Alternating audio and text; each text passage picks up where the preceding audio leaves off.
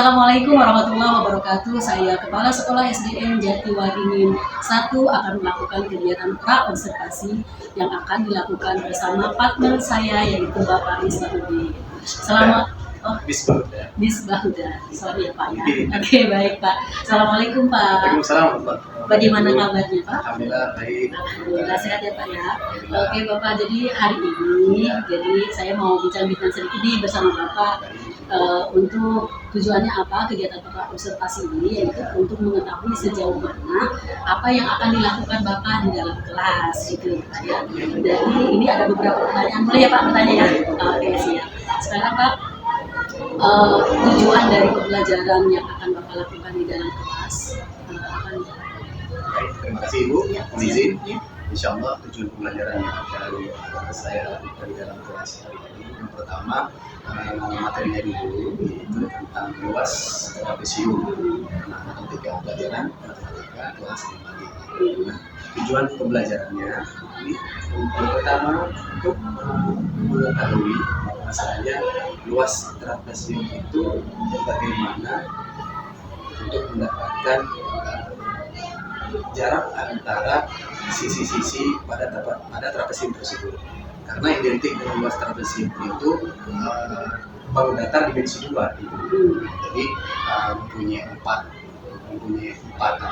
tusuk, yang 2 tusuknya sejajar tetapi samanya berbeda. Nah, itu trapesium. Nah, itu tujuannya untuk mengetahui luas. Nah, itu tujuan yang pertama. Yang kedua itu cara untuk mengetahui luas itu, perhitungannya itu bagaimana. Nah, itu tujuan untuk pada hari ini. Itu tujuan pembelajaran ya. Baik. Nah sekarang tadi kesimpulannya yang Bapak sampaikan bahwa tujuan dari yang akan Bapak aksikan kepada di kelas anak-anak tadi ini berarti anak itu akan diajarkan nih trapesium itu memiliki beberapa rusuk gitu dan sisi-sisinya seperti apa gitu. Nah terus yang kedua yaitu anak diharapkan mampu menghitung luas dari trapesium itu sendiri gitu ya Pak ya. Oke baik. Nah yang sekarang yang kedua ini Pak, area pengembangan dari arahnya itu mau ke arah mana nih dari yang akan Bapak sampaikan kepada anak ini? Jadi yang pertama arahnya itu mungkin sebelum kita lari ke arah mana, mungkin kita harus lihat dulu strategi apa gitu ya. Enggak, arahnya dulu ya. Baru nanti itu sampai di strategi. Oh iya siapa? Mungkin kalau untuk arahnya itu siswa ini tahu bagaimana luas ukuran trapesium tersebut dari beberapa bentuk model trapesium. Jadi ada model trapesium yang sama kaki, ada trapesium yang tidak sama kaki. Jadi mampu memilah-milah arahnya sampai sejauh perbedaan trapesium tersebut. Jadi bisa mengurangi anak-anak ini atau peserta ini perbedaan antara trapesium sama dan trapesium tidak sama. Baik. Berarti tadi arahnya berarti ke aspek kognitif ya Pak ya.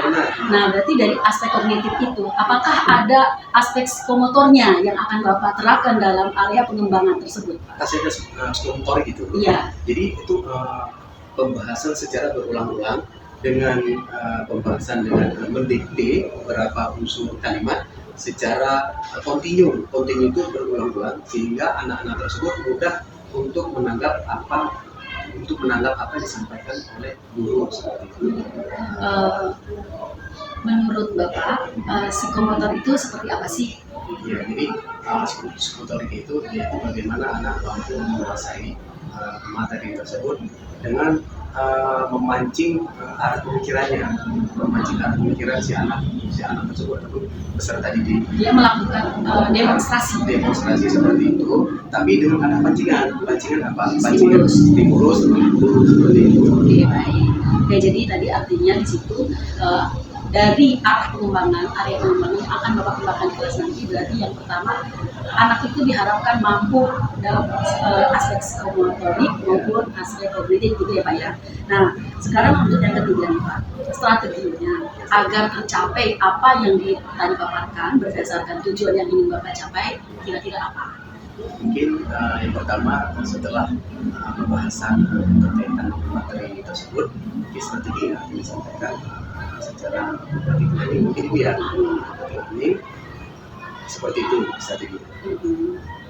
Bisa diceritakan Pak, kooperatif learning itu seperti apa? Ini ya secara kelompok kecil, lalu setelah kita adakan kelompok kecil, lalu kita laksanakan investigasi gitu Bu ya. Jadi bagaimana anak ini beberapa kelompok ini bisa memecahkan persoalan-persoalan pada materi masing-masing. Jadi di situ ada unsur investigasi oleh guru. Berarti anak itu diberikan ini dulu dong, diberikan suatu permasalahan dulu. Kemudian Bapak baru bisa menginvestigasi gitu ya Pak. Secara Baik, oke siap. Nah sekarang Pak, di dalam kegiatan pembelajaran itu tentunya ada anak yang slow learner, ada yang high learner, ada yang middle high learner. Nah bagaimana Bapak menyikapi hal itu? Jadi yang pertama kita harus memperhatikan dulu yang benar-benar dasar dulu yang belum memahami sama sekali. Jadi baru kita lanjut ke yang sedang. Setelah yang sedang baru yang atas. Jadi memancing teman-temannya yang mumpuni bagaimana, karena beberapa kelompok tersebut kita pasti membagi anak-anak yang menguasai materi tersebut supaya untuk bisa membantu teman-temannya yang belum tidak memahami materi tersebut yang tidak dasar.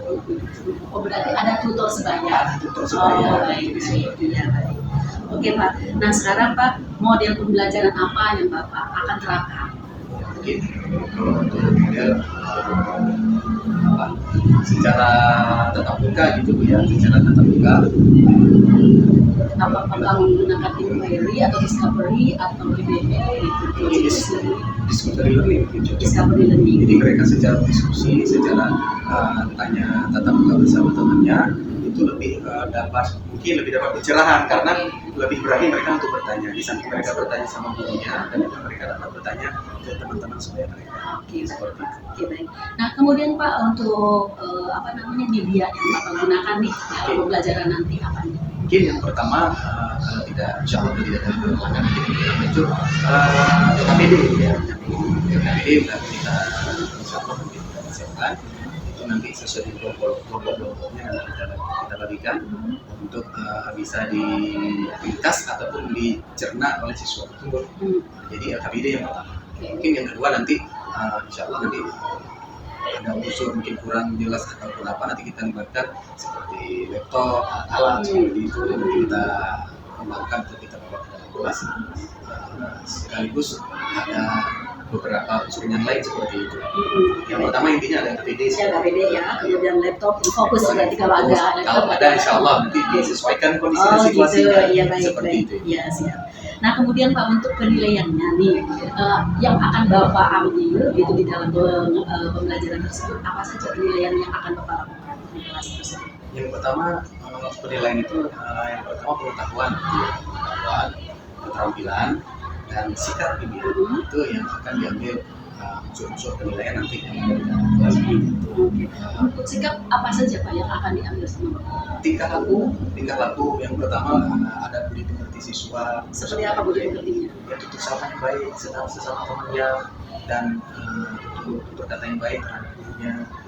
Di sikap sosialnya juga ada di kelas, bisa membantu teman-teman yang lain dalam tanda kutip bisa mengajarkan temannya yang tidak paham, ada tanggung jawab sesama teman, belajar dan penuh perhatian seperti itu. Jadi sikap sosialnya juga ada.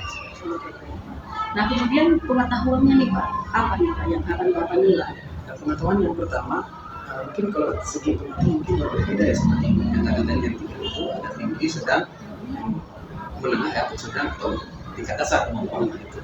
Jadi mungkin penilaian ini kita harus yang pertama keaktifan rajinnya itu sampai di mana. Jadi itu jatuhnya kreatifnya, keterampilannya. Kalau pengetahuan, maksudnya kan sering yang pertama dari singkat-singkat itu ya. Sekarang yang saya tanyakan pengetahuan ya. Dari sisi pengetahuan yang Bapak akan sampaikan ke anak nih, artinya kan Bapak sudah menyampaikan pembelajaran, kemudian dari situ kita akan mengambil seperti apa nih penilaian untuk kognitifnya. Yang pertama kemampuan siswa. Berupa apa? Berupa hasil tes apa? Tes tertulis, tentang siswa seperti itu. Kognitifnya itu ya.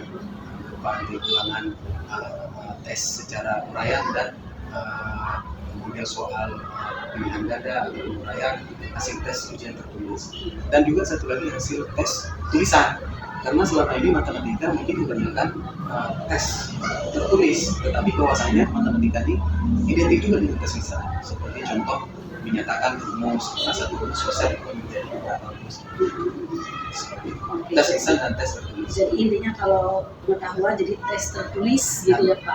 Tes tertulis kalau tes lisannya adalah yaitu tadi diantaranya untuk mengetahui sejauh mana kemampuan dia dalam memahami materi tersebut. Nah kemudian untuk sikap itu berarti Bapak dengan cara apa? Tadi kan untuk mengetahui tanggung jawabnya, gotong royongnya, berarti cara menilainya seperti apa? Cara menilainya itu tadi dalam kehidupan sehari-hari, kehidupan peserta didik dalam kelas.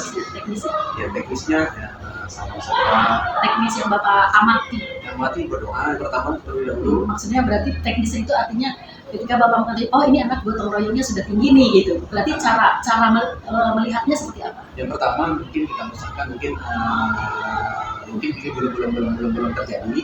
Ini kita akan berusaha untuk memiliki sedikit mungkin yang pertama semacam kuesioner mungkin. Kuesioner dasar apa aja yang sudah dilakukan. Gitu. Jadi Bapak melakukan teknik awal, jadi tes diagnostik awal gitu, kemudian tes diagnostik akhir gitu. Nah berarti seperti itu. Oke baik Bapak. Nah sekarang tadi berarti sasarannya untuk kelas berapa? Kelas 5B. Kelas 5B. Oke baik. Nah terus sekarang kan sudah nih pertanyaan saya beberapa itu gitu. Apa yang Bapak dapatkan nih dari pembicaraan kita hari ini? Luar biasa Ibu. Saya juga mendapatkan pembelajaran sangat bermanfaat.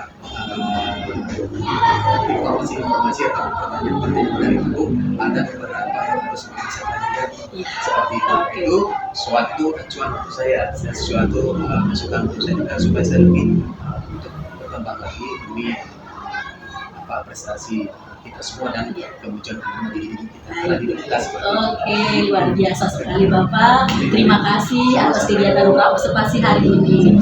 Oke, baik mungkin itu saja kegiatan pra-observasi yang kami lakukan. Assalamualaikum warahmatullahi wabarakatuh. Waalaikumsalam.